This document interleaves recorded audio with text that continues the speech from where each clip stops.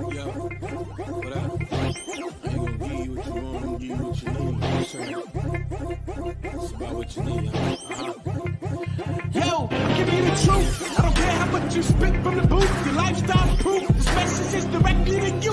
What did it do? I don't care how much you flip verses without cursing. You can do this by rehearsing, but your life served no purpose. I'm talking to you. Cause you got swag and you rock shows. You got skills and you flip flows. Got a chain that swing and you keep that go. What do you do this for? You claim you're doing it for the Lord. Maybe you're doing it for the applause. You're supposed to be doing it for God. I'm Christian entertainment. There goes the vainess, saying that I'm shameless while Jesus go nameless. What good is a Christian if you ain't walking Christ-like? As a matter of fact, Christian stands for Christ-like. So what happens when they see you and don't see that Christ-like? And they be like, oh my gosh, she's supposed to be like. So this goes out to my favorite artist, my writer, my producer, my anybody that ever have to give them what they want. Give them what they need. Give them what they need, then they won't be deceived. And if they be deceived, then they probably won't believe. Give them what they want, I'ma give you what you need. Give them what they want, give them what they need. Give them what they need, then they won't be deceived. And if they be deceived, then they probably won't believe. Give them what they want, and I'ma give you what you need. Give them what they want. I got 150 different reasons why they telling me that they sanctified, but it's hard for me to believe them. Memorize the scriptures, they know chapters and the verses. Cut them off at the grocery store, and now they speak and they curse. It's similar. Oh heck, I'm just gonna say it's like the world. Reject the Great Commission, man, it make me wanna earn. What do you mean that you's a Christian, but you ain't no disciple? Are we part of the same kingdom? Are we reading the same Bible? Is Christian just a title? Yo, what it do, love? It's your boy, Just. Y'all know me. It's the KHANCHUZ coming at y'all on Club Judah Returns. This time I'm not the featured artist. I'm the host once again. I'm hosting it once again, y'all. I'm back now. But yeah, now we here today, man. I'm so excited for this event. We got my brother. Oh, but first off, that's right. I got to give the disclaimer because this is Club Judah. Y'all know we all about holiness. It's all about holiness because our God that we serve is holy. And if you've been to Club Judah before and you know the protocol, man, everything we do is to honor God in all his holiness. But Club Judah Returns, we're catching up with the artists that been in the place. We've seen what's going on with their lifestyles. We having in-depth interviews, and everything is raw, it's fresh. So it's not so much PG-13, but we're gonna keep it clean. You know what I'm saying? So just wanted to throw that out there real quick. I'm excited. We got my brother Mike Jokes in the building. The Mike from L3, if you know what I mean, is in the building tonight. That's our featured artist. Plus, we got a whole lineup coming. We got Rare Breed bringing the news from the streets. We got my sister bringing the fashion, the news on the fashion. Man, her name just slipped my mind, but you know, I'm stepping in for my brother Jerk. So y'all got to bear with me. Y'all got to bear with me because this is Club Judah Returns. It is live and it's uncut. So we coming at you raw. So yeah, so I'm excited. We got coming up next. We got coming up. I would get a prompt to let me know because, like I say, I'm freestyling this, y'all. So y'all definitely got to bear with me on this today. But I'm excited to be back in the building. We got the intro for the Club Judah video is coming up. So let's get ready for that.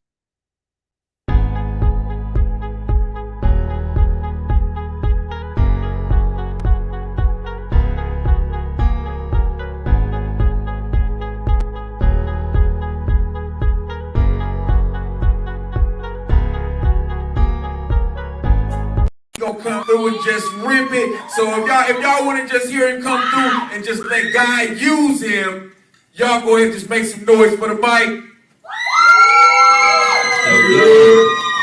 Maybe go ahead and run that track.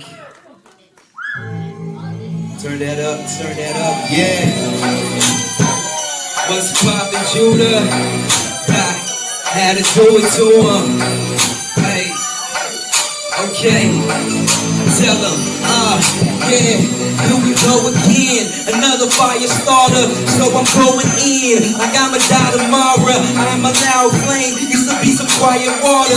Like Tony, stay on, so I'ma ride it harder. The sun inside of me, so I'm inside the Father. Lord, I keep them calm, and I will try to conquer. Now why you living two-faced? This is Spider Parker Shark, and they straight late and they fighting harder. You say that's being you. Well, go and try it harder. Maybe then life will make sense like being light and darker. As for me, nights fall more than I can offer. Dark flame and hearts change where the mind is altered. Word is power, boy, and yours is our boy. And all that lame profane to make you sour, boy. But seeing heaven through hell is our joy. But seeing heaven from hell isn't our ploy. That isn't our plot. It isn't our plan. Built on top of sand, not long will your tower stand. Put us in the dark, show them where the light is at. Christ is right and Christ is right and I left, but Mike is back. Step up in the spot.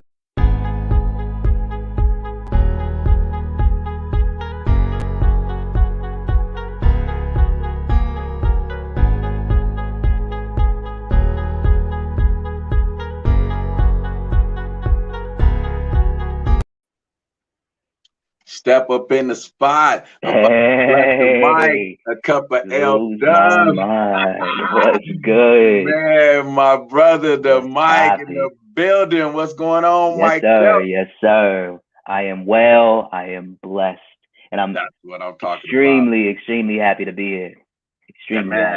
happy. I'm happy to be hosting the episode that got you on here, man. I was like, Right. when Patrick Collette told me that they needed me to host this segment and you was gonna be the artist, man. I was like, oh, that's perfect, man. Because my Yeah. brother, I said, I know I got nothing but love for my brother, the Mike, man. Yeah. Yeah. And it's vice versa, brother. Vice versa, and for the whole Club Judah family, it's always been love.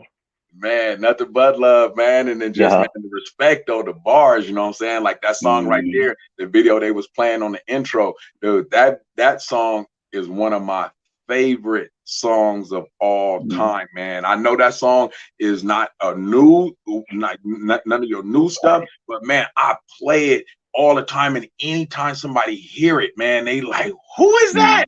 That dude is tight. He got bars. Man, that's my brother, the Mike, man. Fire. Wow, that's crazy. It's crazy that song still hit like that.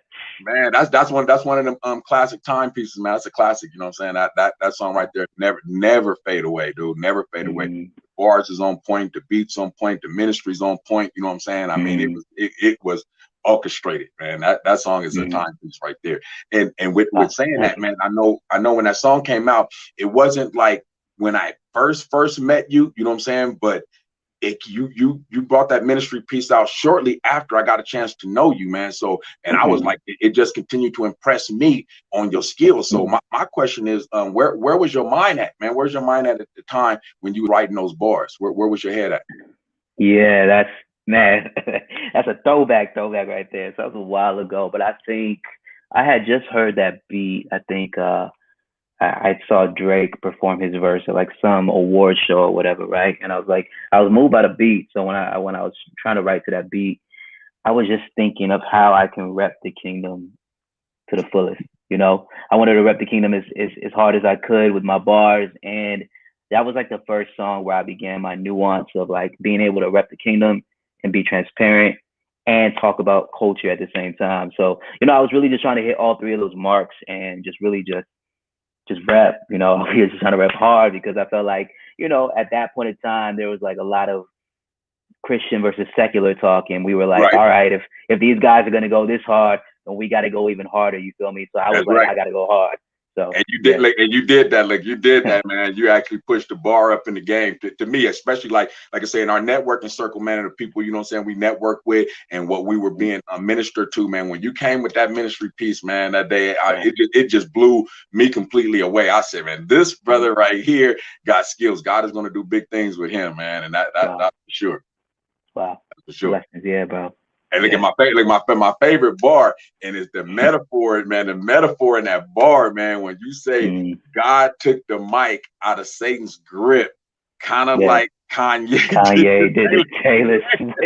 It's like, man, that is ministry right there, man, because it's showing that you were saved, you were here before, you got saved, and God took you out of that environment where the devil could have used you in a mighty way and said, no, I'm finna bring you over here on this side, and you're finna be a frontline soldier for the kingdom, man. And that bar touches my heart every time I hear it. I like this, right? Absolutely. Thank you, man. Yeah, that was one of my favorite bars back then too. Yes, sir. Hey, so my next question for you is this, man. Considering that, like I said, I met you when you was real young. You know what I'm saying? I think you was still a teenager, man. If I'm not mistaken, I don't think you was 18 yet when you first started. Nah. Right? Yeah, I think you wasn't even 18 yet, man, when you first started coming to Club Judah. You know what I'm saying? So for me to meet you and see that fire that, you know what I'm saying, see that fire that God put in your heart, man, and that passion that you had, you know what I'm saying, for the people, for the ministry, you know what I'm saying, and just to see God be glorified, man. That was also what really impressed me about your ministry. And then it makes me think like, man, this dude is really young. What got you saved, man? How did you become saved? How did you meet the Lord or decide that you're gonna dedicate your life to God? Yeah, no, that's a good question. It's real nuanced, so bear with me as I go on this journey. Come on, take your time, man. Take your time. Yeah. But as a kid, I always felt like God was with me. You know, I always just felt that. And I remember being like 7 or 8 years old, and I just always remember like having this reference to the man in the sky, and you know how his hand has been over me. And you know, I grew up in foster care, and that was my first identity that the world gave me, but it was also the first setup that God, you know, AO'd or alley-oop to me, so that way I can find him at a certain point in my life. So, you know, I went through a lot of, you know, trials and tribulations in foster care. And then when I was 16, I started going to this church in South Bay called Templo de Alabanza. It's an all Spanish church. They sang in Spanish, preached in Spanish, everything Spanish. The Bibles were in Spanish. And I had to, you know, I had to learn the culture and the language by, you know, church. So when I was, I think we were doing like a retreat for the church one time, and I was in high school. I was a kid trying to do good, and you know, trying to find a way out of the cesspool of violence and you know, drugs and that was going on in my city. Right. And I was carrying this load for the people, for my family and my brothers and sisters, and I was like, I can't do this on my own, God. Like, if you're real, I need you to show me, because out of everything that I see before me, this isn't enough to quench my soul's thirst.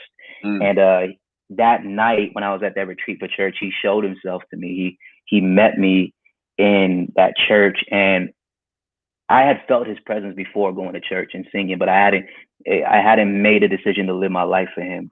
That's right. That night, I felt him in a real way. And then he began to show himself outside of the church. And that's what let me know it was real, because his presence that I found comfort in and shelter in followed me outside to school, to my house, where I feel like, you know, I was getting like verbally abused and emotionally abused that from time to time. Like, God's comfort followed me there. And it just helped me to build a beautiful relationship with him. And that's how I became a Christian. But then, like, I had people that influenced me, like 2-5, the Hood Reverend. I started going to his Bible studies when I was like 16, 17, and that kind of just helped my whole understanding of God and my walk increase. And then, you know, Christian hip hop was the thing that helped, you know, really, really solidify my faith too. Amen. Amen. Like, you know what really just jumped out to me, man, and I hope a lot of people was able to grasp that, man, from the testimony, is that you said the fact that God showed himself to you outside the church, dude. Yeah. You know what I'm saying? So many people, they see God, they feel God when they go in there on that Sunday, and they walk up out of there, and that's where God still is, you know what I'm saying? And he's still right there waiting for them to come back next Saturday. But when God reveals himself to you outside them four walls, that's when it really touching you, like, man, God, you're real. You know what I'm saying? I don't gotta only go in there to have you in my life. You with me even when I walk up out of there, man. I hope people grab that, man, because that was deep, brother. That definitely was deep, man. You speaking the real too. You speaking the real too, because that's how you know it's real. That's how you know it's not a four walls doctrinal religious thing. That is more than that. It goes deeper than that. So yeah, I was blessed to have that experience with God. Yeah. And so you got a video called Paths. Yeah. Okay, Paths. I got a chance to catch up on a couple of your videos, man, today. Catching up on the show, you know what I'm saying, to see what was really going on with you, you know what I'm saying, lately. Because, you know, I follow you a lot on social media, but I don't get a chance to see everything that you do. You know what I'm saying? I catch a lot of the stuff you do. You know, you see me comment, tell you, man, dude, keep doing it. You know what I'm saying? You're doing it. But actually, it was 2 videos, man, I got a chance to see today that I actually hadn't seen yet, man. And I was just like totally impressed, man. So I don't think Paths was one of the ones But we're gonna go ahead and play this past video now, and then we're gonna discuss that a little bit and get into it, man. But I'm excited to see this one. I think is one of the ones I seen earlier today, man. So we're gonna go ahead and get into the past video. Paths out now. You can rock with me. Hey. Look, I just came from the block. Knew I had to change up the plot. Since my brother spent time in the cell, I knew I had to spend mine on the clock. Way back and I had to leave my mama crib. Social work and dealing with the politics. Like God, I just really need a loan. I ain't saying that you gotta leave me alone. See, I was a kid in foster care just trying to find my way. Didn't know where to go. Then I heard a voice call my name. Let me on the right path. Don't leave me alone, don't leave me home. I got doubt, not an easy road. Gotta keep my zone. In my space, I don't need a house, I just need a throne. I've been out trying to save the world, dealing with my own life. Dealing with my own, I gotta find my way. I don't even know, I just need to pray. All this pressure on me, feeling like I'm breaking. I gotta get. Man, why they stop it? I looked at, I'm sitting here like I'm just vibing, like I know, me too. I was vibing to that. No, bring that back. No, that's bars, man. It just don't stop, man. It just don't stop. And the passion, that's one thing that I noticed in your music, man. Your passion projects through your lyrics and your presence on the stage, man. You can feel that your heart was for the people in that song. You know what I'm saying? It's just where you was like, man, I need to grab your attention here. Y'all need to pay attention. Listen to this. Man, so that's what I grabbed from it, man. But what tell me a little bit about that song and that video. Yeah, absolutely. So that was a performance video of the song. I actually have an actual music video that's out now on YouTube. But the song is just about my time growing up in foster care and how, as a young guy, as a young kid, I just, was influenced by so many things. And if it wasn't for God's hand on my life, I could have went down a different path, a darker path. Because I experienced the same pain as everybody else. Because when I was coming up after I got saved and I went to college, I was viewed as like the good boy, the God boy, and those type of labels were put on me. But I was still dealing with the same trauma that all my other peers had, experienced in foster care, all my brothers and sisters had experienced growing up. And, I was still dealing with that same hurt. So that was just a song detailing like, I had all this pain too. And if it wasn't for God, if it wasn't for, the Spirit leading me and having His hand on my life, I could have ended up, even to this day, traumatized, just not positive, or more negative than positive. So, yeah, it's just about the different paths I could have taken and the path that I eventually walked down. Okay.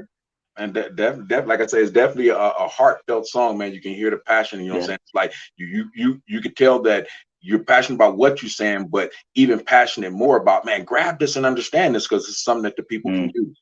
You know what I'm saying? So as an artist, what I'm saying, that's what we want to give you, something that you can use, man. And your music definitely, what I'm saying, is one thing that I can definitely say, man, I've been able to grasp things out of your music, what I'm saying, apply to my life. And then just when I'm around other people, just the way their reaction is too, what I'm saying? You got that gift.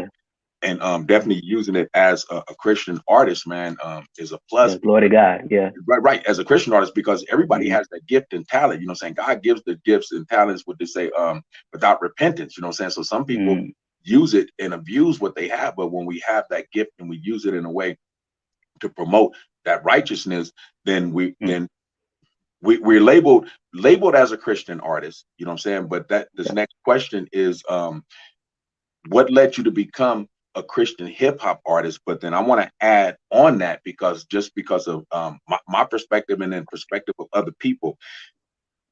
Are you a Christian hip hop artist, or should I say, have you ever considered yourself a Christian hip hop artist?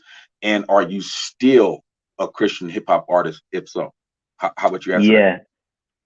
All right, so threefold. You have to remind me of all three. But so what led me to Christian hip hop? Well, I actually fell in love with hip hop through Christian hip hop. That's the crazy thing. Like, I never would have started rapping if it hadn't been for CHH, gospel rap, all of that, right? One of my first CDs was Gospel Gangsters Exodus. That CD, did a world of wonders for me. Rest in peace to Solo. But it was CHH that led me to love hip hop on a deeper level. Like I didn't have this profound love for hip hop before I got into guys like Triple Lecrae, 2-5, Gospel Gangsters. So yeah, I mean, what led me there was one of the biggest things was discovering Triple right before he got popping, him and Lecrae. This is like early 2005, 2006. Nobody really knew about them like that. I discovered their music, and Triple was like a huge inspiration to me. Just because he was another young guy. I think when I was 16 and I got saved, he was like 17, 18, and his story and the way he talked about God really inspired me. Clicking up with my big bro 2-5, the Hood Reverend, and getting into his Bible study and his ministry, that led me deeper into becoming more of a CHH artist, and the CHH artist that I grew to became as well. So, you know, it was guys like that led me to CHH, and, you know, it was really just my youth group. My youth group was really like experimental with, you know, the different music we were able to listen to in the church. And yeah, that's kind of how I got into it. What was the second part that you wanted? Okay, so the second question was, do you consider yourself a Christian hip hop artist? Yeah.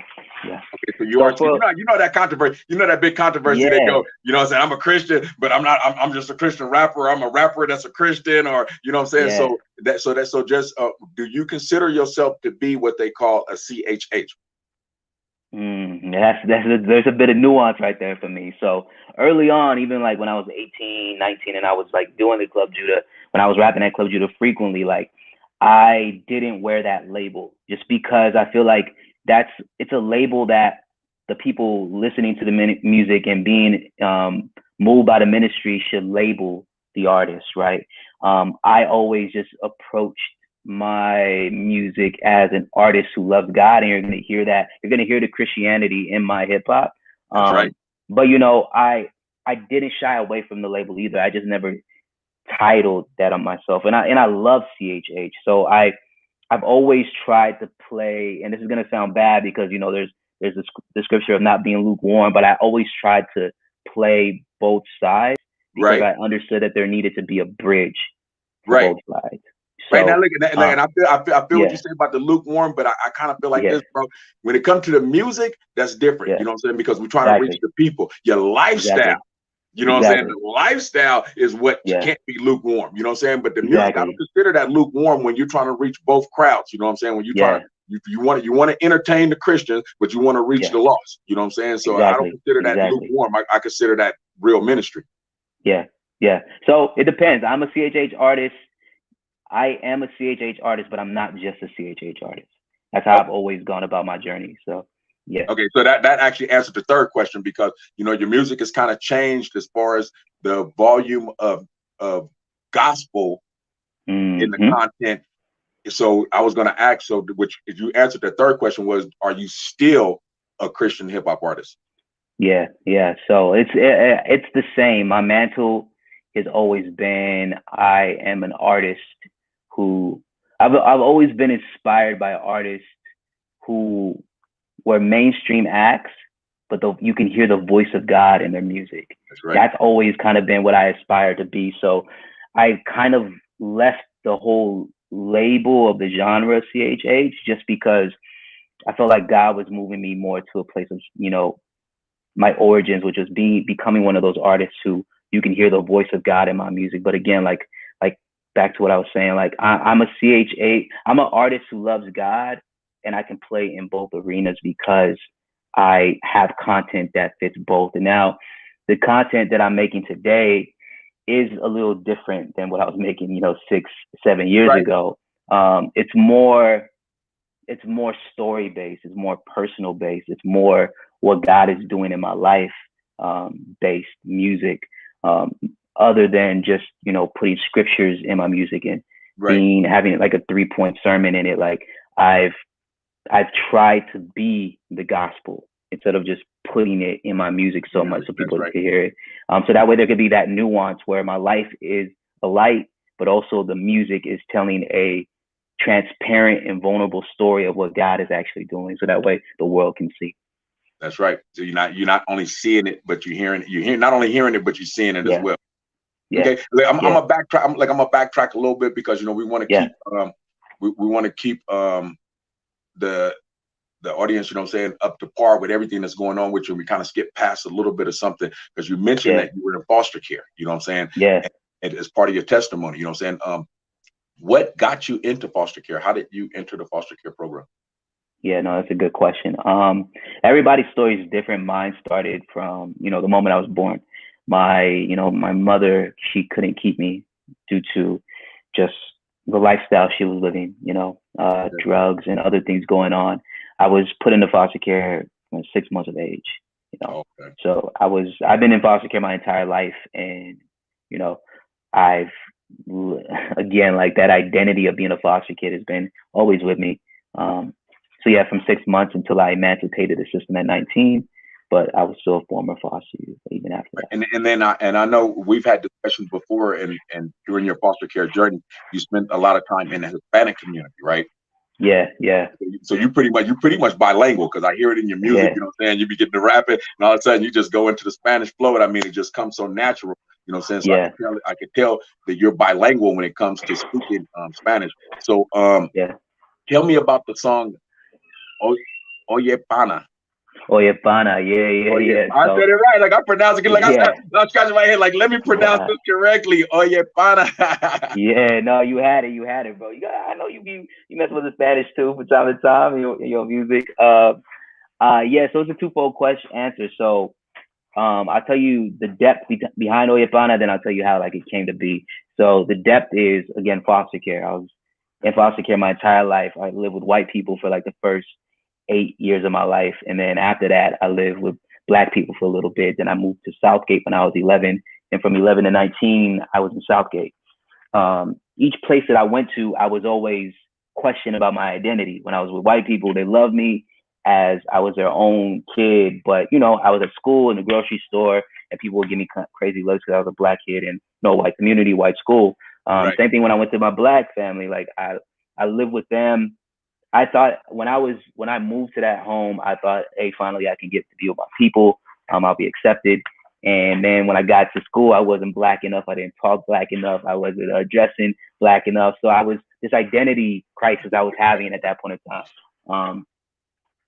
I think, and then when I went to Southgate, I was in a predominantly Hispanic community, and that community didn't accept me because I was a Black kid. They thought I was, doing crazy things. So the song Oye Pana came to be from me just trying to tell the people in the city of Southgate, listen, I'm not a threat.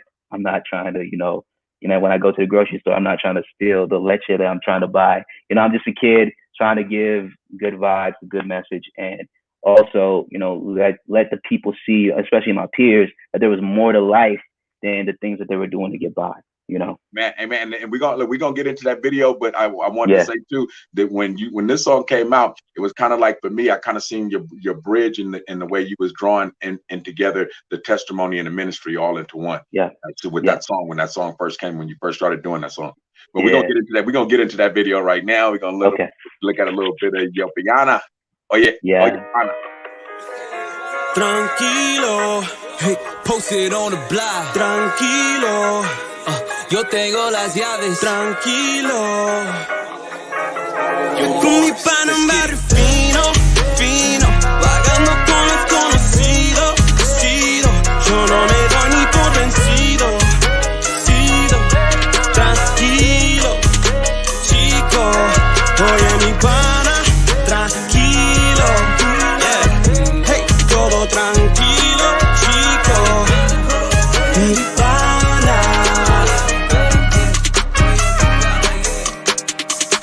I'm from Southgate, some call it the gate. Went to Southeast side, rep the West side. Check where I reside, California Avenue. Know them boys on high, wear the pride like they attitude. Like, bienvenido, ay bendito, soy el Mike, el osito, morenito with a baby. Yeah, see, look at it. Just as soon as you get to breaking it down, and they stop it, man. I know. Man, who's doing these videos? No, No, but yeah, man, I love that ministry piece. So, like I said, when you came out with that one, I remember when you first did that at Club Judah, man, I was like, oh wow. Okay, and then I got that's when we talked about that, and you told me the background behind the song and where it came from, and that's what I knew. That I said, okay, he's bridging his life testimony now in with the music too, and it's all ministry. It's all ministry. Yeah. And you know, and you're right, that was like the first time. And that song's gone through a lot of different versions. I feel like that video, the final version of it, is like its final form is my favorite form of the song because it really just hits everything that I was trying to hit. But yeah, I was trying to tell my story, keep the ministry in it, you know, and have it very palatable for the masses as well. And man, I noticed that was your daughter in the video too, right? Yeah, that's my little girl. And I want to say too, man, congratulations on the marriage, my brother. You know what I'm saying? I'm not sure how many people know, you know what I'm saying, that you've been married. You know, they used to fellowship at Club Judah because you was still single at the time, you know what I'm saying, when you was coming through there. But congratulations on the marriage and the beautiful baby, man. I watch I watch your family on social media, man, and I'm like, that's what I'm talking about, man. Give God glory. Give God glory, man. Absolutely. Look at us. There it is. See, they didn't even tell me they was going to cue that. The magic. Okay, so now, this right here, this is an interesting question. Okay, because I'm kind of curious about this because I never really knew how it came about. I just remember you walking in one day, blessing the mic at Club Judah, and just blew us all away. Everybody was like, "Who is this dude?" How did you become part of the Club Judah family? How did we get introduced to you? That's a deep question. I don't even entirely remember how it happened. I just know one person who brought me there one time, and her name was Carla York.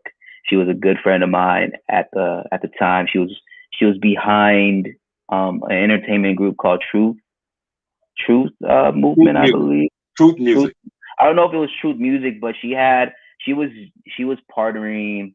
I can't remember the name right now. I'm not gonna butcher it, but her and her friend Nicole were running events and shows, and she brought me to Club Judah and Underground. Yeah, they're running the Underground, and then they had brought me out to Club Judah, and I just loved it. You know, I was a young guy. She was also a part of this ministry that I was going to, I was getting discipled by, and I was a young kid looking for a place to thrive, looking for other young people to, you know, to build with, because I had this heart for God, and, you know, I didn't have anybody else really live that out. So Club Judah became like an ecosystem for my faith, especially in a hip hop manner, right? Like I wasn't accepted in my church trying to perform all the times that I did, and minister through my music because of how I looked and the people I was running with. So Club Judah was a place for me to be really free with my art and gift, and also have a standard that I was challenged with every time that I rocked. So yeah, Carla introduced me to everybody. I remember Pastor Colette welcomed me, Sister Trina welcomed me, Brother David welcomed me, and it's been history since then. Okay, look, we're gonna talk about level 3, because you know we can't talk about the mic without talking about level 3, man. Because absolutely. I used to love to say L3 in the building. Absolutely. So before we get into that, man, we're gonna watch a video. You guys, L3, gonna watch an L3 video real quick. So Let's do it. L3 in the building. I'm hard to figure out like the metaphor, but when I speak my words pierce deep like the metal from the fofo. Here to free all the nations, so we on the station, they getting gamed up by playing we on the station. You know, when you hella ambitious, man, you start to focus on where the journey is going, but you don't get a chance to focus on where you came from. You know what I'm saying? The beginning. You know, legends don't know they're legends in the moment. Only in hindsight they find out they did something legendary. Level 3 was the movement, man. It still is. Fighting through this depression, this is still a story of perseverance and friendship, and a friendship that's still being built. Talking about 4 kids coming from messed up conditions just to bring you music that creates a better condition for you to think in. I mean, we really had to set aside justified trials to make some things that was working against us work for us, man. And we really took some losses, man, that made it hard for us to see what we were gaining in the end. But I'm glad that we persevered, man, because we went from devastation. Man, wow, That was pretty deep, man. Yeah, that was real me deep. I was trying to get it to knowing me. y'all in the crew, man, and what y'all been through, you know what I'm saying? And not just what you've been through, but the work that y'all done put in, man. Yeah, It's like watch that video and just know the background of where you guys came from, man. That's touching right yeah, there. And then yeah, to see Crush and to see Flight, you know what I'm saying, yeah, man? How are yeah. them brothers doing, My man? brothers, And my then the other brothers. brother, Kate, what's his name? KP, Kid Proper. Yep, K Proper, KP. Yeah. Yep, how them brothers doing, man? Everyone's doing well, man. I still build with Anthony a lot, that's my brother. Flight, he's family too, so I still build with him. But they're all good. KP, I see every now and then, but when I see him, he's good. All of us are thriving and doing our best to stay on the path out here. Right. So when I'm looking Yeah. at legendary, when I'm looking at legendaries, I know I see Crush. I Yeah. haven't seen Flight in any of the stuff, the new stuff lately. And the other dude that I'm seeing, that's not KP, right? Nah, that's not. So a lot of people, especially when we started repping Legendary, a lot of people were confused because they thought it was an evolution from level 3 to Legendary. And honestly, it's not. Legendary is a whole new thing with a whole new group of people. Okay, because look, I was confused at that. I thought the L3 went from level 3 to legendary, you know what I'm saying? But yeah, I was I mean, it all works together still, you feel me? And that's how it let me know that God was orchestrating it still. But yeah, level 3 is legendary itself, and what we're able to do is for kids coming up in the hood, just trying to make a better way for ourselves, and not only that, but like allow people to see God in a way that they weren't seeing in those parts of town. Will forever be etched into history of gospel rap out here. But I think with legendary came to be from my boy Zombiac. He does a lot of designs for a lot of CHH artists. He really believed in me, and he really believed in Anthony. And he's been, pushing us to continue to do music after all of that kind of died down, because we were still pushing level 3 for a long time until like 2014. Anthony started doing his own solo stuff, and I kind of like took a step back to kind of try to understand where God was taking me and, examine my journey. And that's when behind the scenes, Legendary was being built low key. Zombiac was encouraging me. He had a lot of dope dealings he was doing at the time. And we just kind of came together, and we wanted to do something that was dope for the culture. Again, be that bridge. And I took it upon myself, like I feel like God has commissioned me to continue to do this music and do it in this way, because for those of us that came from this side of town and were repping God at Club Judah and either are no longer doing it or doing it somewhere else, our story has to be told still. The way that God was moving has to be told still. So I really felt burdened and purpose and commissioned by God to continue my story and to tell the story of us who a lot of times the West don't really get heard like that. So that's right. I'm doing it and building with Legendary to continue to tell our story that's very nuanced, unique, and definitely gospel inspired. Amen. And yeah, the testimony is definitely there. You know what I'm saying? The testimony is definitely there.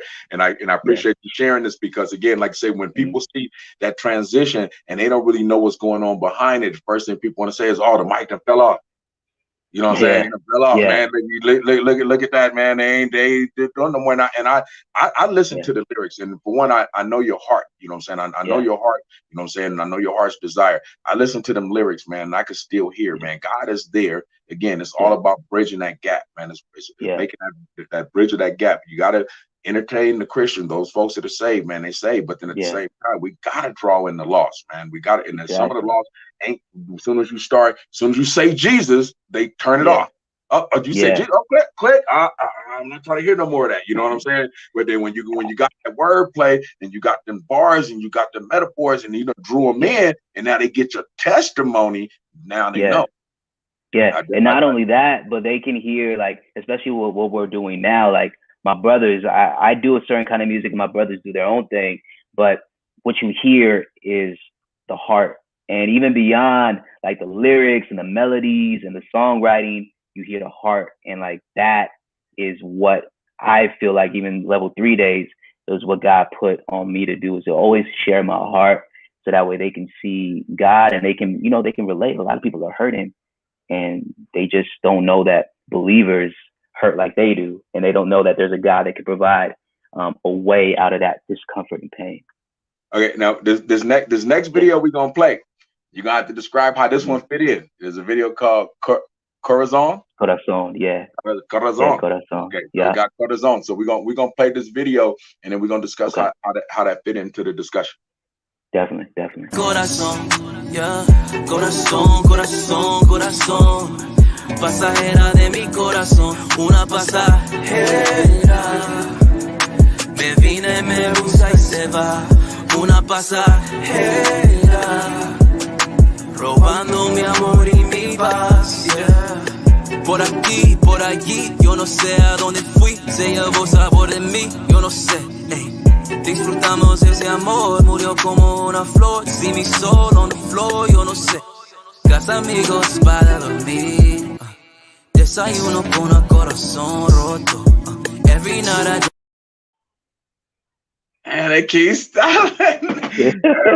I know. I'm here to play the whole video, man. We can't be teasing the folks like that. Yeah. But no, that video. When I first seen that video, man, two things. One, that video, the direction of the video and the vision of that video, the camera, the captions, just man, that video is bomb. The coloring, I mean, just to watch the video would just keep you captured and captivated at how everything is looking. You know what I'm saying? And the scenery and just the outfits, and it's just, man, that video caught. But I couldn't understand much of what you were saying because I don't speak much Spanish. So it kind of like when I first seen that video, and from people that I spoke to, was like, did the mic fall off? I'm like, it was, you know what I'm saying? Like, is he still doing gospel? When I seen the video, I said to myself, wow, I don't understand what he's saying.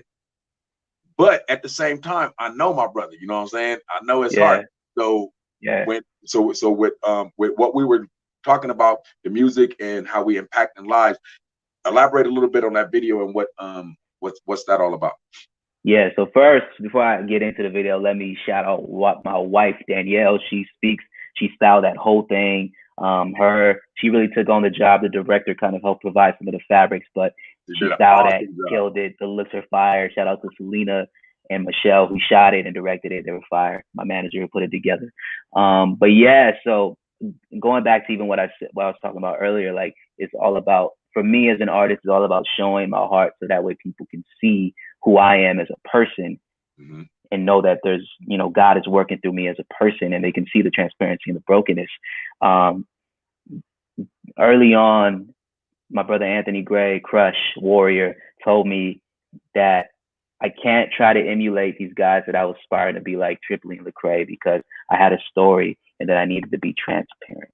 So that was 2011. Fast forward to this year, today, that is where I'm at. I'm trying to tell my story. Even starting from Oye Pana to Corazon to Backflip, which you just dropped. It's all telling my story so people can see that. So Corazon, long story short, is a song about my heart getting broke by this Southgate princess that I fell for as a young believer growing up. I thought I invested my heart into this relationship and my heart got broke. I broke my own heart as well in the situation.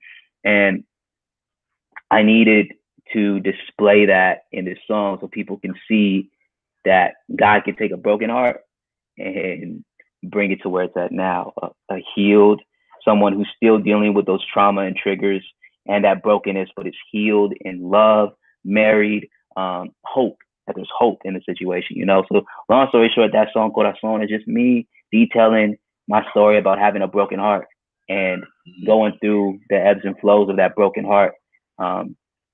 Yeah. Okay. Make great sense, man. Like I said, I love the video, man. I could watch it over and over again, man. Just the way it was shot, and to know now, knowing that your wife directed all of that and designed everything, man. You got some talent in your house. Yeah, definitely, bro. You got talent in your house. So now your most recent video. Okay, most recent video. This is one that I actually seen for the first time today. It's called Backflip. Backflip, yes. I seen this video for the first time today, and I was like, when I seen it, man, again, the bars, Oh my goodness, the bars was just like, I said, this dude just don't stop with it, man. I Yeah. love it. I hear the ministry in it, but now that I got it, because I was kind of a little confused too, like watching the video, I'm like, okay, again, this is one of them videos where I know people gonna be like, and your boy done fell off. Your boy done fell off. What's going on? But then when I listen to the lyrics, I hear the ministry in it. And then now with what you just discussed with us about where the direction the music is going with the lifestyle, the testimony, and blending all in together, I got much more understanding from it, you know what I'm saying, than I had before, you know what I'm saying, watching it before. When I first said, I was like, wow, this video is tight. 'Cause I mean, look, me, I'm the first one to do it. I don't judge nobody, dude. If you, your heart is where your heart is. Everybody that rap don't scream Jesus, Jesus, Jesus, Jesus in all of their lyrics. Don't mean you done lost your faith. But that's the first thing the body of Christ is, you know what I'm saying? They don't want to look at the positive first, they want to look at the negative, you know what I'm saying? So that's why I love this platform like Club Judah Returns, because it gives us a chance as an artist to come on here and let me tell you where I'm at. Let me express to you where I'm coming from, you know what I'm saying? And things like that. So like I say, I love the video, man, and the bars is on point, man. I mean, I'm totally impressed with everything you do. So we're gonna go ahead and we're gonna go, like I want the people to see what I'm talking about. So we're gonna go ahead and get into the video right now. So y'all let's go ahead and play Backflip.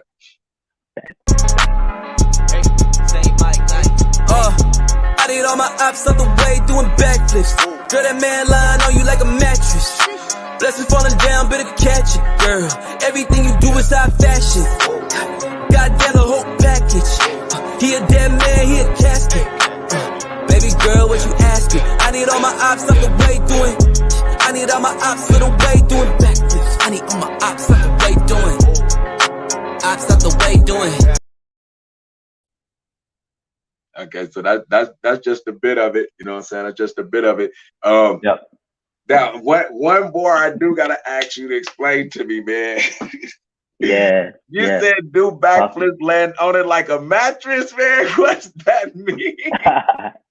All right, so I said I need all my ops out the way doing backflips. Girl, that man lying on you like a mattress. Oh, so, man lying on you like a mattress. That man lying on you like a mattress. See, look, I didn't hear it correctly. I thought you said something like, look, that's my dirty mind. Look at that. I need to repent because look, my dirty mind. I thought you said something like a backflip and landed on the girl like a man. See, that's why. This is why people would think what they think. But now this is all informative to me because then maybe I need to go and do like a lyric breakdown on some of these videos. No, I'm convicted, my brother. Look, I'm convicted because that's my mind thinking that because that ain't what you said, dude. That's tight. Thank you, brother. Thank you. Thank you. Let's see. That's man. For sure. But, and again, another video, man. The direction of that video, dude, whoever directed it, man, and how they shot it and everything, you know what I'm saying, man. That's you got definitely got a team of people that's working with you, man. That's definitely can elevate you onto that next level. Okay, so my question, I had this question too. I'm noticing a lot of high quality stuff that you've been doing lately. You know what I'm saying? Your videos, the production of your music, you know what I'm saying? The mixing, the mastering, you know what I'm saying? The quality of everything, dude, is on that upper level. You know what I'm saying? Yeah. Are you signed to like a label? You're in the industry. How are you making this happen? All independent. Mainly through Legendary Minds. So Legendary Minds is I would say a creative agency and we built it together. Me, Zombiac, Alpha, Anthony Gray, and Elance. We kind of do everything in house. We outsource with our people like Mars Production and Jay, who shoots the video. He shot the Backflip video. And he shot Way Back, which is another video that came out before Backflip. But so everything is high quality because we, at this level of doing the music, we need the art to be high quality. Right. Especially. Especially because, I'm really taking my music seriously and trying to pursue artistry as a career. So it needed that quality jump, and God just aligned everything at the right time. But it's all independent. Man, Oh y'all yeah. doing it, man. Like y'all doing it. Thank you. Like I was watching all the stuff you've been doing lately. I've been saying to myself, oh, they must have got signed to a label, man, because they got money behind them Yeah. now. They doing big things, man. Yeah, that's the idea. The idea is to, you know, it's faith, right? Sometimes when you're in a situation, you have to believe that God is going to bring you through and be hyped and big, even when you don't have it yet. So that's what our whole philosophy is. We've been building this out to be as big as it can possibly be until, you know, we reach that level as well. So yeah. That's what I'm talking about. So, I want can you now on that song Backflip? Yeah. Can you elaborate a little more on the ministry behind that or the testimony behind that? Because I hear the ministry in the lyrics, you know what I'm saying, and the break and how you breaking it down. But as far as like the testimony and how that all relates together. Yeah. So I'm gonna try to be brief. I have a lot on my heart to say about this. My first time actually talking about it.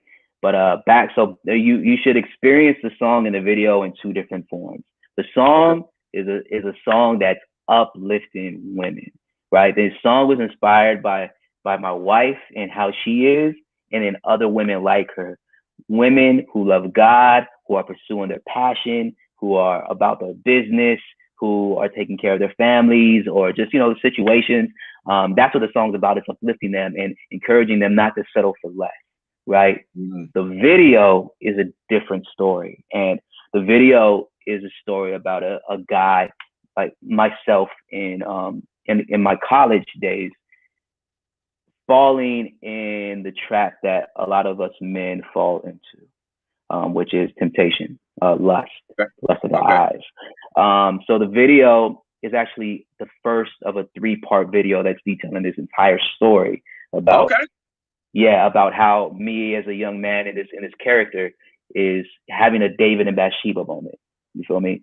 So I was a little convicted to go this route, but I feel like I really felt God calling me to display this story in this way, because again, a lot of times you don't hear this side of the faith, where especially, or these nuances in our faith where this happens a lot with men. The struggle, so I wanted the struggle is real, and I try to tell the story of the struggle in the rawest way possible, so that way, again, believers and non-believers can gravitate towards the story itself, and they can see the restoration in God at the end of it. Or kind of like in a lot of stories in scripture, you know, sometimes it's just demise because of the choices that these men or women have made.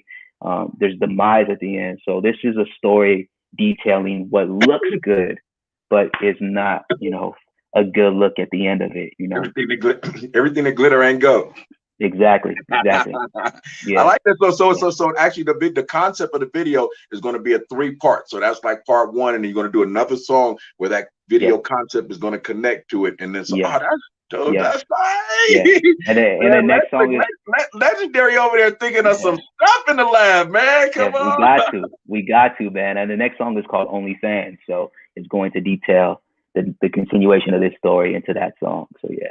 Oh wow, man, you bringing tears to my eyes, man. I'm loving this conversation, dude. That's what I'm like. When I tear up, I know the Holy Spirit is involved, man. Glory to God, yeah. That's confirmation for me too. Is involved, man. Oh my goodness, His presence is here, man. That's my goodness. I can't wait to see the trilogy, man, and then put it all together, man. Because y'all some talented brothers, man. Y'all some talented brothers, man. I'm definitely impressed. He said, "Now, like you come a long way. Like you young, you're young, and you come a long way, though, man. Like you come a long way in this ministry. I watch you grow. You know what I'm saying? I watch you come in from the beginning stages to see where you are right now. So I know, and then just the growth in your life, man.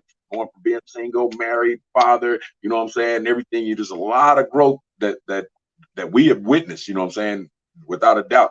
So knowing how life is, this next question is, what would you say would be at this point in your life your biggest do-over, meaning like something you wish, like, man, if I could just do that again, I know things would be great? Or what would be like your biggest regret, something that you've done and you're just like, man, I regret I did that, and wish I could never, you know what I'm saying, never happen? Biggest do-over or your biggest regret?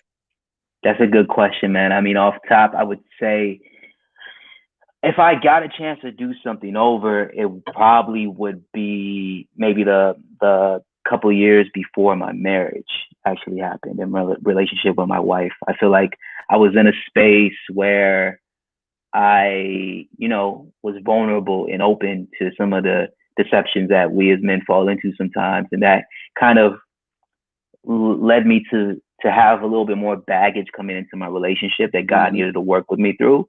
But I wouldn't regret anything, even though I'm a man that, tends to regret a lot.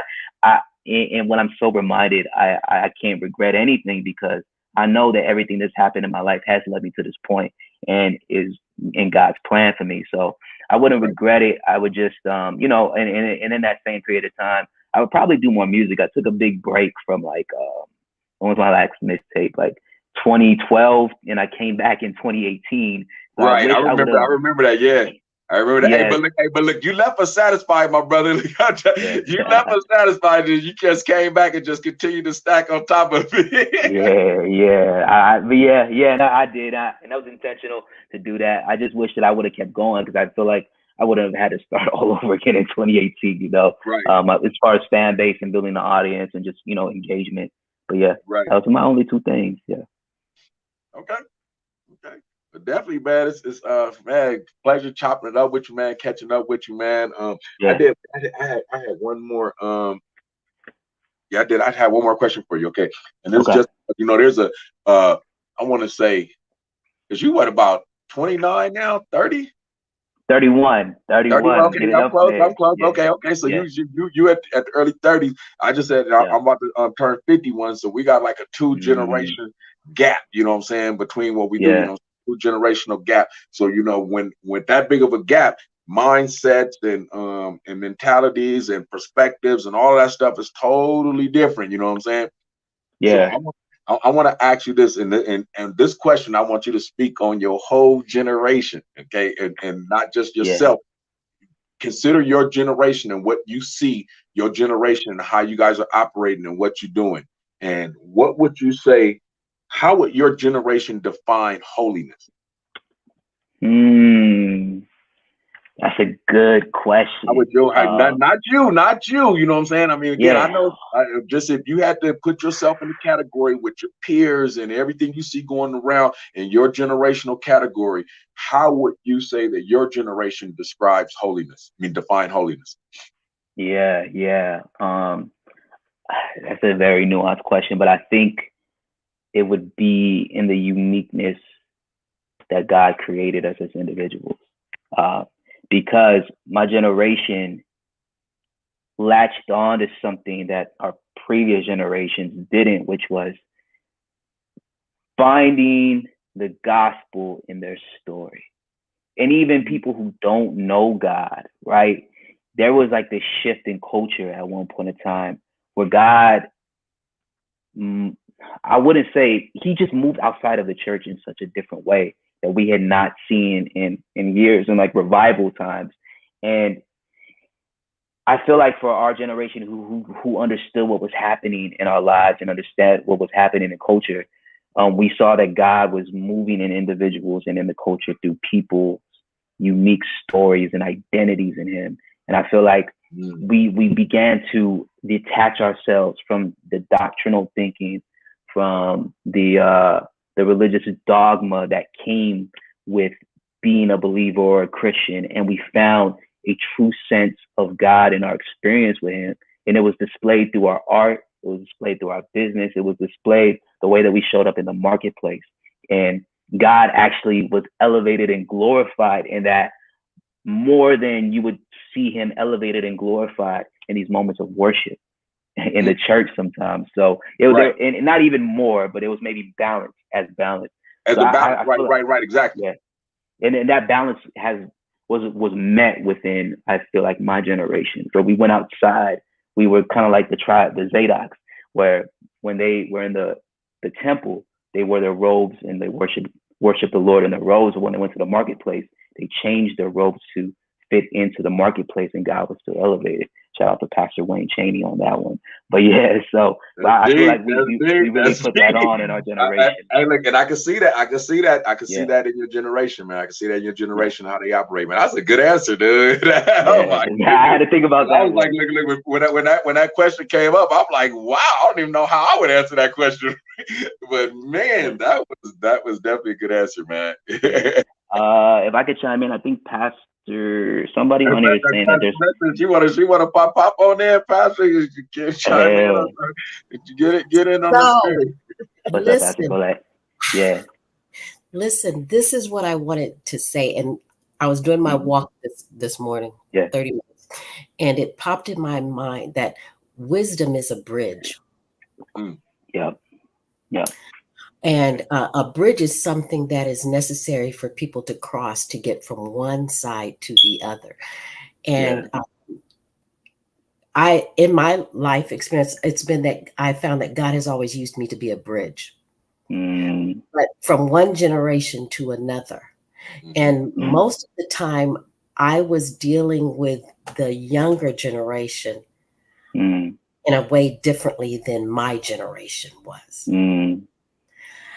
The the reason why I say is because Satan has come to rob, steal, and destroy, to divide and to conquer, and he wants to divide the generations. And if you remember, the two positive, victorious, we can take them spies that went to Canaan. They were two totally different ages, weren't they? Caleb was the one when he was like, at the end, he said, I'm 80, but I'm still like I'm in my 40s, right? But there's two generations. They both said, yes, we've seen what's in Canaan. We've seen those who are like giants, and they make us like ants, but we can take them. So the generations were together. That's right. And this is something that I want you to understand, and it's what I love about our Club Judah family. We were and we represent a city that was set on a hill. And look what's behind me. Because we were an example that was set. Because, listen, it was tough. And I know you can relate to this, Conscious. It was tough, and it still remains tough, to be a female in authority. Pastor, come on now. that struggle is still real, and I don't even understand. But that's just nothing. Again, like you say, it's the enemy come to divide. You know what I'm saying? The generations and the genders. But here's what I want him to see. See, you grew up seeing me be in charge of. For Conscious's generation, it was controversial. You understand? But because those who are called to pioneer, those who are called to go in and to make new pathways, do that. See, for you, it's something that is common. But that's what God wanted us to do, to be in a place, to position ourselves so that it was known that this is something that God uses. Those who he calls. He has containers he pours in. He determines what's inside the container. And I talk about all the time. You understand that when Deborah was the judge, it's not because there weren't any men available. It's because that was the person. Right. We're so glad she came to speak to us. But I think that the thing I wanted you to see, and why I had to pop in, was because Club Judah, even though it was in the building, it was not up in the building. Absolutely. And listen, Club Judah started in, and listen, what year were you born in? Me? 89. 89. Look, that's so, look, Conscious, that's so cute. That's so cute. Listen to me. Club Judah started in 2003.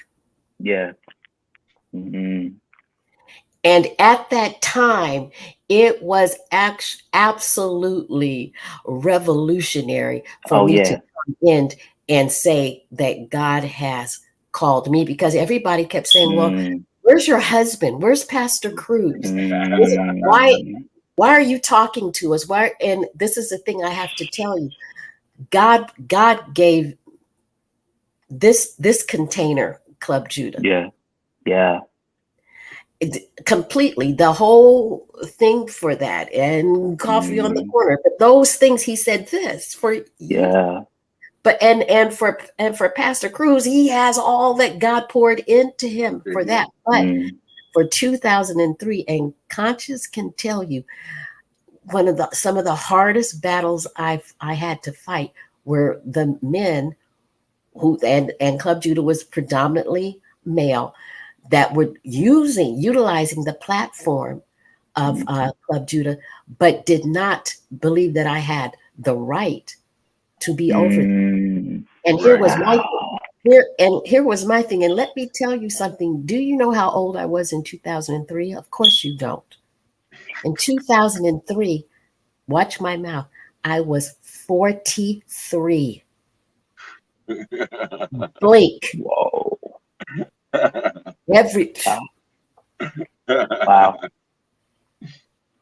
Lex. And let me tell you something. At 43 and even now at 61, you know what I have to say to men or people who tell me that I can't do something because I am female? Step aside while I do what God has led me to do. That's right. I want you to move. Watch me do what God called me to do. And listen, here's the thing. I may not ask you. Yeah. I don't ask you want to to tell. I just, but the thing that I want you to see, because too often Satan comes in to make one generation think that another generation did not have that. But there is just that there were not a lot, but there were enough. Yeah. And here's the thing I will tell you. If you want to use, because for me, the Bible tells you about using profanity, and it's not about what we think. It's not about your opinion, because God didn't ask your opinion. God declares, he states, he mandates. It's not a democracy. Should not, he says that foul language should not come out of our mouths. Now, for me, what a profane word that you can use to call me is say I'm religious, because there is nothing religious about it. Right. I preach in what I have on. And that's because God has called me to carry his word.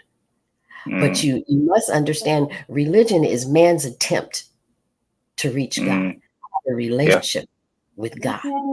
And absolutely everything, my life has not been easy. And the reason why I don't have I don't deal in religion is because I have relationship, because I have experienced him.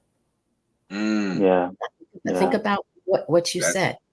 And what I found, and the staunchness, the passion, the determination I have for doing things when everyone says I cannot, shall not, and should not, and why I continue to do it is because I know him. That's right.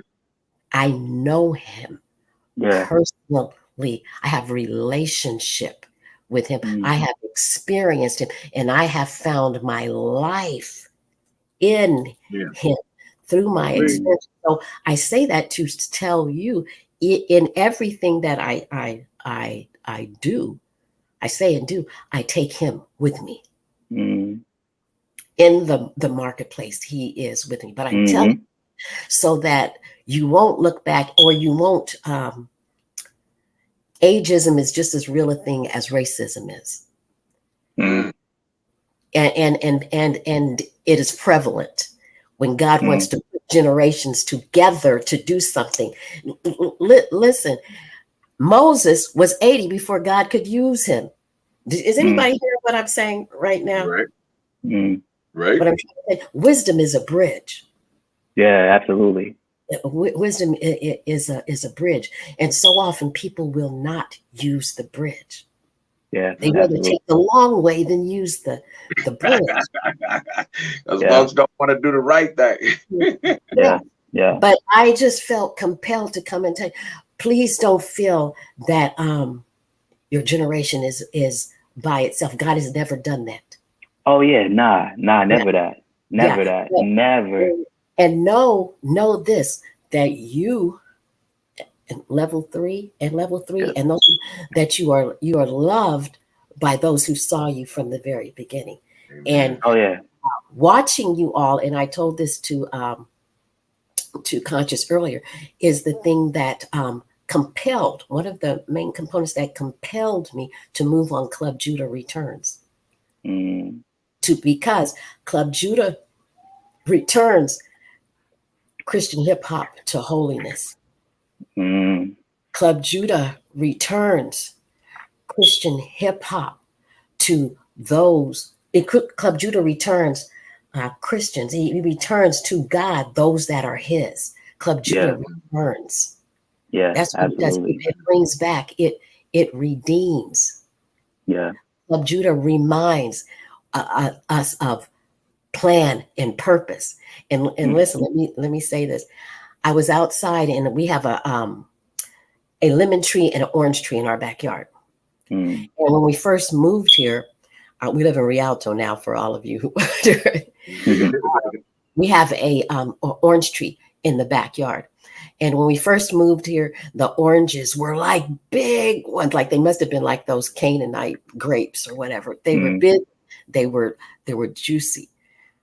And we were amazed. And one thing we know, the tree was there when we got there.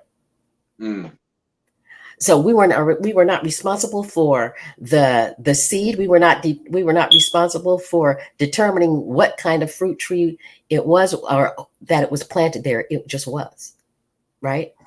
Well, the rainy season had come. We'd had a lot of unseasonable rain, and so these were good, juicy, delicious oranges. Well, after that, and that was like 2017, we kind of moved into a drought in California. Now stick with me.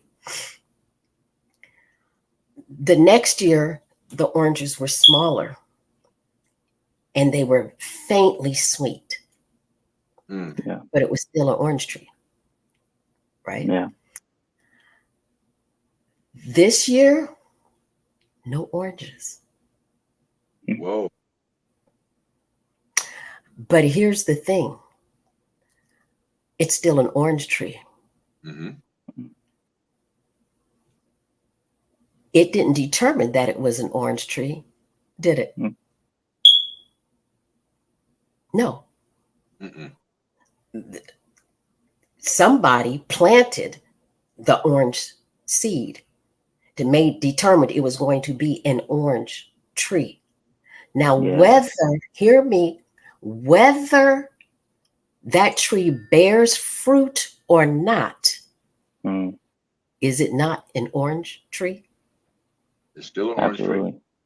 And that's what I say. Every one of us, God has purpose as we are manifested because God has a purpose for us to do. And He has made us a specific thing to do, specific purpose.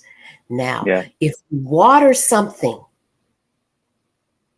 like you come to Club Judah all the time, if you water something, it's going to grow. If you nourish it, it's going to flourish, right? But if you stop, it'll dry up. Like if you disappear for something 2012 to 2018, then something will kind of shrink back. But are you not yet what God has called you to be? Yeah. Yeah, absolutely. We are. Absolutely.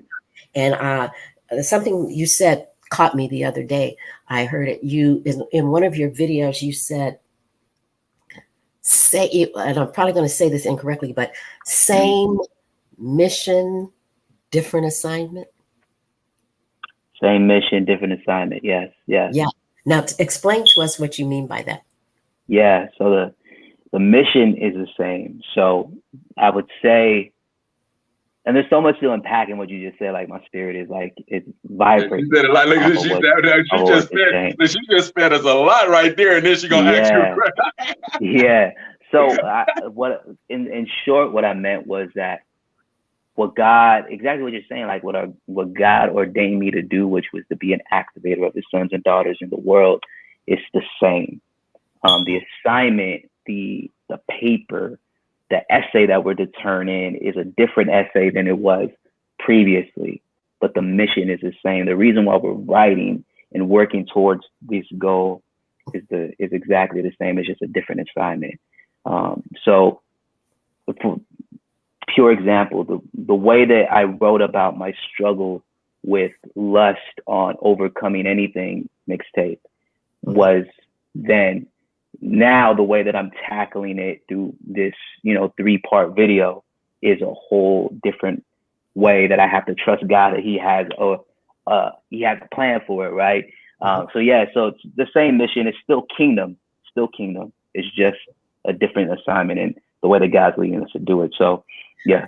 And I will Long say, story short. something that, and I will tell you this: you are dear to my heart, but even more so to God's heart. Yeah. You are purposed. Amen. And listen, well, I Conscious kept saying that he knows your heart. Yeah, I've seen your heart, and your heart is displayed often in your work, and often I can see you are grieved. Your spirit is, because you said, you know what, I was kind of convicted. You're not kind of convicted. Convicted is convicted. It's like you're a little bit pregnant or you're not. But you know what?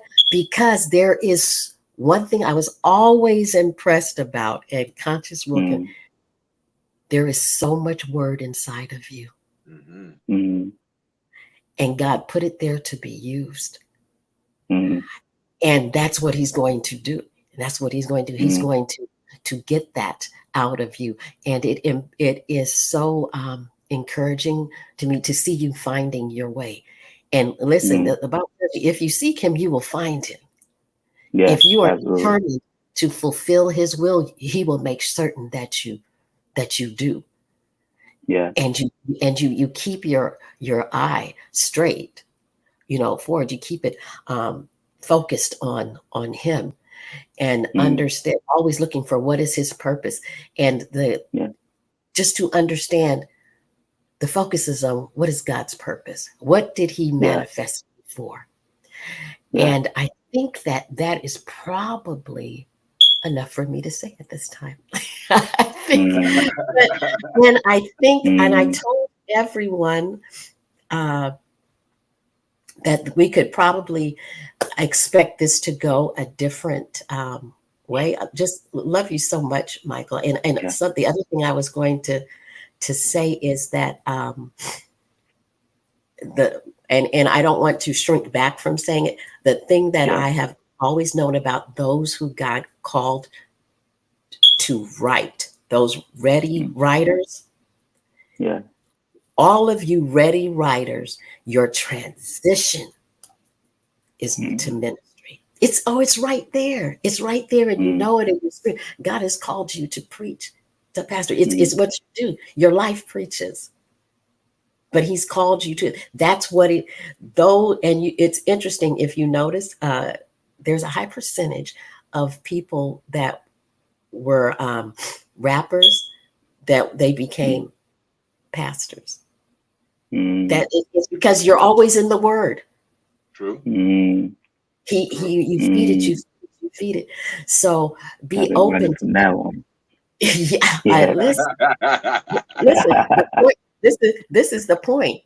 This is the thing that all the mature people, and they're like, duh. Duh. Yeah. I mean, if you look at Conscious, he's an evangelist. Almost everybody tells you, how did you get here, Conscious? How did you get here, Conscious? How did you find Conscious? He's just straight evangelist. But it's okay. And here's the thing about Club Judah Returns that I love. Club Judah Returns is for us, just like Club Judah was. It was for a particular group of people that God was guiding, leading, nurturing, growing up together. And listen, you can listen, you can dislike me, you can disagree with me, you can disfriend me. You can do whatever, but you cannot unmake us family. That's right. Oh yeah, absolutely. You cannot. And absolutely.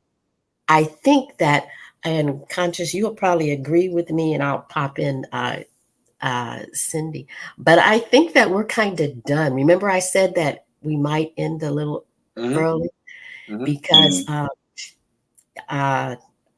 that's enough, don't you think? Right. Well, I want to add one thing, like how you were saying, we family, and it's like a full circle with me. I moved out here to Colorado. Man, do you know how much I fellowship with Sin K right now, my brother? Man, we talk about you all the time, Mike. We pray about you, man. Brother. That brother heart is another brother with a good heart, man. And y'all come from the same cloth. You know what I'm saying? Y'all from the same cloth. And whenever I'm with him, man, it's like your spirit is there, man. And we just talk about, man, the L3, how Club Judah was, what we were doing in the ministry, and it's still for us to be out here and still focused and motivated, man, trying to get that going out here, man. I mean, that's like Pastor Colette was saying, man, we family. You can't break that. Yeah. You can't break that at all. Yeah, and would never try. And would never try to break that. That's right. I'm going to take those. But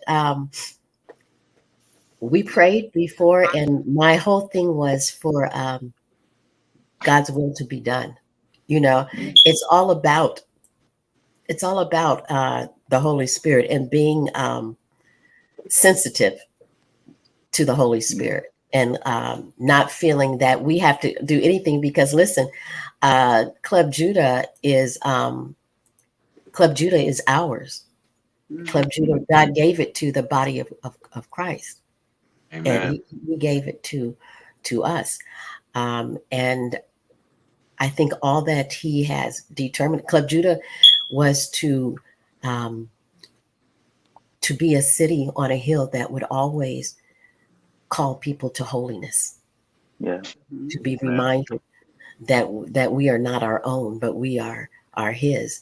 And even as we pursue our dreams, or what we think is that if you can't find God in it, then it's not him. He's not in it. Because God ain't hard to find. God is in it. He ain't hard to find. And if he's made us manifest, if he brought us into existence to do it for his good pleasure. And often we say, well, I don't feel like doing that. I don't think anybody asked you. That and I think a good understanding is that you have to understand, in 2003, I had no knowledge of rap music. I had no knowledge, especially of Christian hip hop music. I didn't know what it was, but God told me this. And through the years, I started to gain a knowledge of it. But you have to understand, I'm of a generation that remembers before there was rap. And I remember when rap came out, Michael, in high school, like, this is not going to last long. These people are not even singing. They're just talking. This is not going to last. So when talking about God decides what he wants you to do. And my thing has always been, listen, where he leads me, I will follow. What he whispers, absolutely, I will shout. So go ahead, Mike. I was just saying that's confirmation. It's confirmation for me, because and just like to sum it all up, like, to your question, Conscious, that's where the generation is at. The generation is at a place where they're coming back to this place of love for God. Amen. And and God is elevated in a way that I haven't seen it in a long time. And it's only because of the Club Judahs. It's only because of the Flavor Fest. It's only because of all these pockets of the community that put in the work and groundwork. And I would never, ever, ever dishonor the cornerstone that Club Judah was for me and my faith. If it wasn't for the Club Judahs, the Powerhouse Ministries, the Most High Ministries, I would not be here. If it wasn't for Pastor Colette's and the Fives and the Carlas and the conversations we've had, I would not even be if it wasn't God for God using y'all in my life, in our lives as level 3, we wouldn't, you know, I wouldn't be where I am today. And I'm super appreciative of that. And even what you were just saying right now, Pastor Colette, like I've struggled to find God in my music because I haven't fully accepted that was the calling for me. And even up until this last year, and feeling this push from God, conscious, you're talking about the quality change because of that voice of God pushing me into that space. And even the story that's being told now through like the backflips and all this other thing, that's what you're saying right now, Pastor Colette, is confirmation, you know, because I was convicted in a way where I didn't want to share this side of my story because of the fear of what comes with it. The fear of the criticism, and that's not a CHH enough, because I feel like that's always kind of been the cloud over me, right? That's always been the cloud, right? And you know, for a long time, that was a chip I had on my shoulder, and I had to let it go, because it is where God, your garden, what God ordains you to garden what God ordains you to garden. You have to be faithful to that. So I've struggled with that for a long time. So yeah, that was just cool confirmation from God. You know what I would say to you too is understand that to somebody else, you're their foundation. Wow. That's true. Other people, they're looking to you. Yeah. And the way that you go, they will follow and will hear me when I tell you, you will be held responsible. That should have hit you like, because you know they follow you. Yeah. You know, to many, you are the righteousness in their lives. You are the one who's always saying, that's not godly. That's no, we can't do, no, we can't do that. And God has made you to be that person. Cindy? Yeah. As long as I've been doing Holy Jams, and Club Judah has always been the outlet, I think, for the entire West Coast. Yeah, absolutely. It has. Yeah. I do a lot of outreach, and I work with artists I've worked with artists all over the state. Yeah. And right now, Satan is after our children. So right now, we have to be more, especially they look up to the artists. So the artist is like a beacon of light for this generation. And right now is imperative that we reach these children. We need to grab them with God now. More now than ever. Yeah. And you know what? I think of all the time that I've known you, I think this was the first time I ever heard your story. Wow. And here's the thing. God takes the brokenhearted. Yeah. You have a testimony, a powerful testimony that we need to hear. Yeah. He takes the brokenhearted to use them for war. Yeah.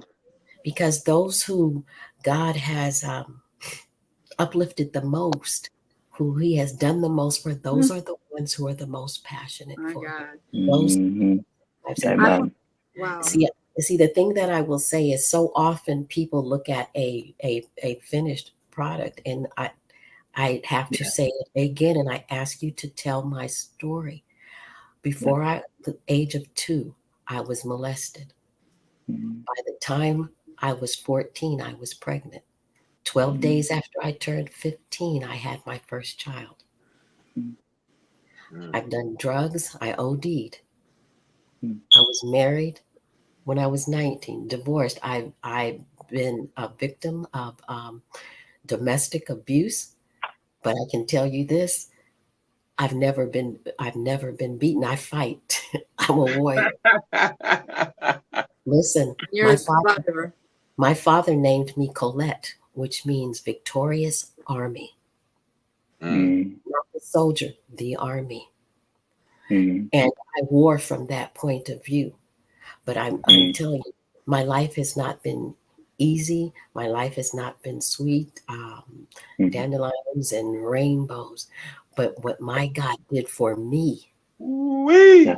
He Come on. turned my life around Yeah. when I Come felt on. like I was nothing, the lowest of the low and filthy. And I thought that everyone could tell that I had been molested. I thought that it was something that women and men, they could just tell. And so I was not worthy of their love, or I wasn't of value.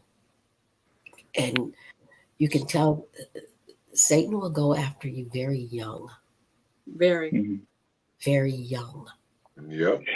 But the fact that you've determined, and here's the thing, when you can be abused, brutalized, mistreated, and still not be a person who is bitter, God is with you. That's right. And your story, that you're not bitter, and that you were able to see the beauty in Danielle and know that she was just the lotus, this flower that she is, just that you see. Everybody can't see that, but your heart could see that. And that you love her the way that you love her, and you value her the way that you do, that you're not trying to pay back or get your revenge for how you were treated as a child on her. That says so much about who God has made you to be. God wants to use you mightily. That's confirmation, because the guy was putting that in my spirit too, with the testimony that you gave about just coming up through the system. I used to be a counselor for so many years. I worked a lot with the youth. I've seen people I've seen a lot of youth transition, or what they call it, emancipate. You know what I'm saying? I've seen a lot of youth emancipate, and man, that system destroys people. Destroys them, man, and it's just messed with their whole mentality up towards. They focus on life and how they see stuff. So for God to bring you through that, and you still have that positive, man, mindset that you have, man, like Pastor Colette was saying, man, to be able to recognize your queen, still being have a mentality to love her, and you know what I'm saying, and they have this man, that's a blessing, dude, because most people, that system destroys that in them. Yeah, and trust me. And trust me, it's not easy, but God's hand has been on it. And I thank y'all for even just speaking that, because it means the entire world. That's going back to your question that you were asking when it was on the screen, which is what was my most victorious day. It was that day. It was that day that I married Danielle, and God broke the cycle. God broke the chain. That was it. Glory. That was it. So I receive everything you're saying, Pastor Colette, because whether it's direct or subconsciously, God is speaking. And I just feel burdened to tell the story of how I've got to this place, because people need to see the beauty and the glory and see God's glory on both. Because if they don't, they're not going to think that they can make it. Exactly. That's what and it's one of the, I have some relatives who say I tell my my story too freely. But when you've been delivered and had those chains fall off, you want to tell everybody about how free you are. Deliverance is powerful. Yeah. I think the level of production that you all have is being put in place for you to tell your story at a high level, because most of the Christian movies have a terrible you don't even want to watch the movie. Nothing tells it like your own testimony. Right. Yeah. That's the thing. And that's what I'm impressed about what Legendary is doing, man. Y'all production is on point, dude. I'm like, when I was seeing y'all stuff, I'm like, man, they got money. They got to be signed to a label. They got money. So tell your story. Yeah, you understand. I'm a writer. I write plays, and and when you hear a lot of people say that, but no, I mean I really do write. But I know. But I mean, you have a production level, your level of excellence already set, you're already outstanding, but you're standing out for God's purpose, not your own. And you're going to have to become comfortable with not what the world called you, because the world doesn't call you anything. It's irrelevant. What has God called you to be? That's it. And you need to not be comfortable in that. You need to revel in that. You need to glory in that, because as you do, the more you will be successful, the more you will line up. And that was the word I was going to say, align. Remember, conscious, I said the ABCs of holiness. I said today I was going to talk about align. When you have to align yourself with God's plan and purpose for your life. When you do that, you will be, especially you're so young. At this age, you're talking about an explosion happen. The entire universe unfolds. The favor just falls at your feet. Doors open because God has said. That's what I'm saying. That's what I see. That's what I'm telling you. I see that. But you can do it. But here's the thing. A double-minded man will get what from God? Nothing coming. But you know this because you're this person. You are this person, Michael. You are this person. And these are things, we're only speaking to you the things that God has said, and you've been pushing away. But God said today, listen, my son, I have things for you to do, great and glorious feats for you to accomplish, but they're in him. And listen, conscious, now that we find out that he's not signed to no. But listen, I forget that we are, you guys, everybody stand by, because I'm going to end the broadcast. I forgot that but there's only 3. And don't worry, if some of this is too personal, I have the ability to pull it down and edit it. But I think never too personal. Never. But here's my thing. This conscious, this Cindy, this Michael, this is the concept that I had for happening on Club Judah Returns. That when I said in depth, so it would get to this one where lives can be changed, that people can be heading one way, and God will redirect them, that He will correct them, and put their lives back on track just by tuning into this. You understand what I'm saying? And I want to be able. Let me end this. So we'll get everybody. Say your closing remarks, and then I'll end the broadcast. Conscious, this is your. I just want to say, Mike, thank you, Mr. Jelks, for allowing yourself your presence to be on the show today, man. I want to thank you for some clarity. You know what I'm saying? Because, like I said, people try to talk. You know what I'm saying? But brother, trust me, I defend you 100%. I don't care what nobody says. I be like, man, y'all better leave my brother alone. I know he's doing this thing for God. You know what I'm saying? So, regardless of all that, but again, just to be able to have the clarity to come on and speak. So now we say, man, no, we talked to my brother. We know exactly where he's at. We know what he's doing. You know what I'm saying, man? God is getting the glory in everything. You know what I'm saying? So I appreciate you coming through, Cindy. I appreciate you being here with us, helping us keep the show together. Pastor Colette, you know you're always welcome. You're the queen on the scene. So. But thank you guys for tuning in to yet another Club Judah Returns. We had our brother Mike Jelks in the building. Michael Jelks, check him out. Check him out. He got fire, y'all. Fire. Check Thank you for having me, y'all. Listen, where can they find your stuff? You got a song came out, released. Yeah. So I got a new song out, Backflip. I'm floored by this conversation, honestly. But you can find me mainly on Instagram. That's where I do the most engagement with people. So my Instagram is Michael MIKOL X MUSE. So Michael X Muse. And then on all streaming platforms, it's Michael MIKOL.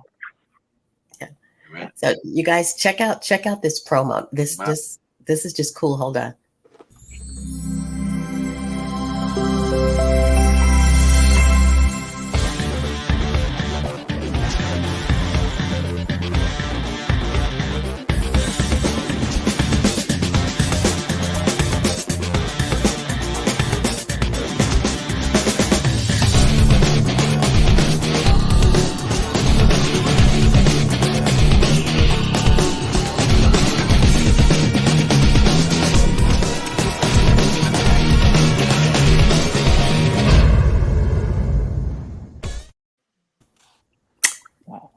Everybody say good night. Good night. Good night, y'all.